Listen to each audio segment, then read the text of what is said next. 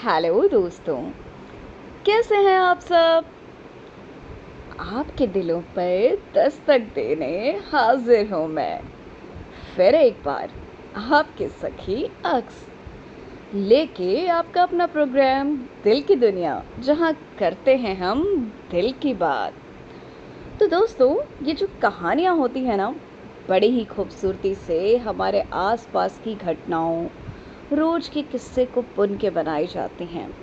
और यही वजह होती है कि कभी तो ये बड़ी सुखद और कभी बड़ी दुखद होती हैं। आज ऐसी ही एक छोटी सी कहानी, अनाथ, संजय गिरि जी की कलम से लेके आप तक आई हूँ सुनाने। तो सुनिए और तय कीजिए, कैसी थी ये कहानी। अब सब कुछ मैं ही थोड़ी ना बता दूंगी। मैं कल शाम किसी काम से बाजार जा रहा था कि रास्ते में मैंने देखा कि कुछ युवक एक युवती को छेड़ रहे थे। ये मुझसे देखा ना गया और मैं उस युवती की मदद करने आगे बढ़ा और उन बदमाशों को डांटने लगा। उनके साथ बहस ज़्यादा बढ़ गई और उन बदमाशों में से एक ने अचानक ही मुझे चाकू मार दिया। फिर क्या था, सभी वहाँ से भाग लिए। मैं अचेत अवस्था में पड़ा रहा और लोग आ जा रहे थे, पर किसी को भी इतना वक्त नहीं था कि मुझे देख सके और मुझे किसी नज़दीकी अस्पताल पहुंचा सके।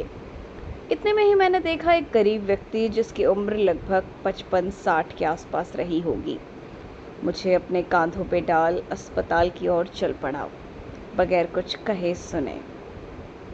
अस्पताल पहुंचकर उसने मुझे आपातकालीन वार्ड में एडमिट करा दिया और मेरी देखभाल की खातिर रात भर वहीं रुक गया। मेरी देखभाल करने में उसने कोई कसर नहीं छोड़ी। सुबह होते हुए मेरे लिए चाय और बिस्किट ले आया और मेरी ओर बढ़ाते हुए उसने कहा, लो बेटा, कुछ खा लो। उसके मुंह से अपने को बेटा शब्द सुनते ही मेरी आंखों से आंसू बह निकले। आज तक मुझ अनाथ को किसी ने भी बेटा कहकर नहीं बुलाया था।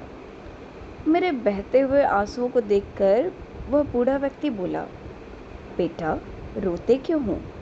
क्या दर्द ज़्यादा हो रहा है? रुको रुको, मैं अभी डॉक्टर को बुला के लाता हूँ।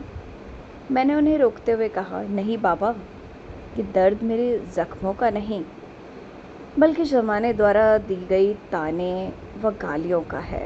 आज तक किसी ने भी मुझे बेटा कहकर नहीं पुकारा था।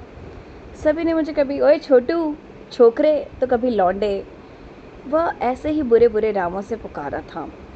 आप ही वो पहले शख्स हैं जिसने मुझे बेटा कहा है। मेरी बात सुनकर वह बूढ़ा व्यक्ति भी रो पड़ा और अपने गले लगा लिया मुझे और बोला, बेटा, मैं भी तुम्हारी तरह अनाथ हूँ। मेरा भी इस दुनिया में कोई नहीं है। मेरी आंखों से भी और तेज़ी से आंसू बहने लगे और मैंने रोते हुए उस बुज़ुर्ग से कहा, बुज़ुर्ग तो बरगद जैसे होते हैं ना। और फिर हम दोनों ने अब एक दूसरे को संभाला और हॉस्पिटल से छुट्टी लेकर अपने गंतव्य की ओर चल पड़े, एक दूसरे की बाह पकड़े। अब हम अनाथ नहीं थे, क्योंकि हमारे पास एक दूसरे का सहारा था। बस यही थी एक छोटी सी कहानी। अगली बार फिर मिलूंगी कुछ खास, कुछ अलग लेकर के लिए। तब तक के लिए शाद रहिए, आबाद रहिए, मिलते रहेंगे।